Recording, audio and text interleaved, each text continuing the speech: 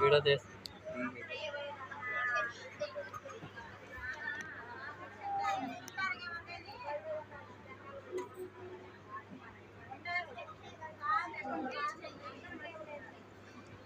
ఈత కొట్టేచ్చాము. బాగా లోతుగా ఉన్నాయి కదా. బాగా లోతుగా ఉన్నాయి. ఎంత ఏటి వరిసేనులా లేకపోతే మామూలుగా మామూలుగా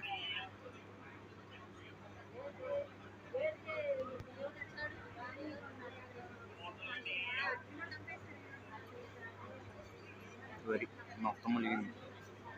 అలా కంటిన్యూ 1 నెల రోజులు కొట్టాలి కదా వర్షం. మొత్తం విజయవాడ మొత్తం ఏమి ఉండవు, మొత్తం స్మాష్ అయిపోతాయి.